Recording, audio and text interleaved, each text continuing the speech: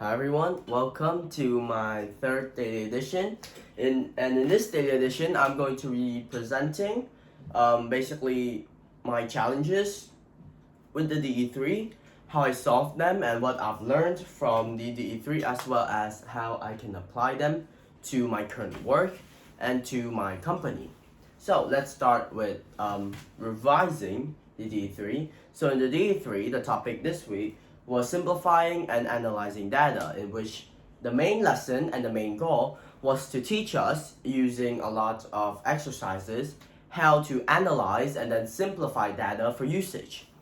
Now, the main challenge for me this week is that there were a lot of charts that I needed to make, and because of this, I had to sit for really long and take in all the data, because it's not that hard, but it's very tiring to do the DE3. So I think that was one of the challenges that I faced when I did the DE3 this week.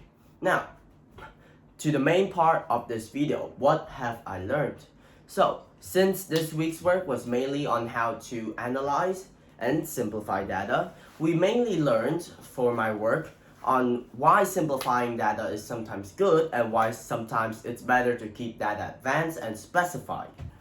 This can be for a lot of reasons. For example, when we simplify data, we sometimes leave out really specific data points that could be needed for specific researches, answers, or questions that we want to answer. The second thing is that sometimes simplifying data is a lot better, because when we simplify data, we take the really large clusters of data and we average them out, which means that we get a general idea of what we're working with and understand what we're having to gather as intellect.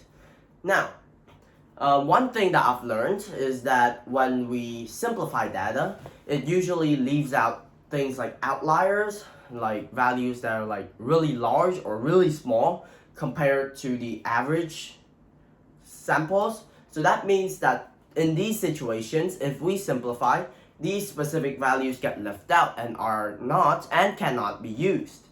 Now, what did I apply to my work this week? So in the DE3 for my work this week, I believe that one of the things that I've learned and can apply to my work is when I'm researching. Because sometimes in the creative industry, researching is really hard because nowadays there's like a bunch of AI and stuff. So this practical skill, is one of the skills that I can use in order to increase my efficiency when researching.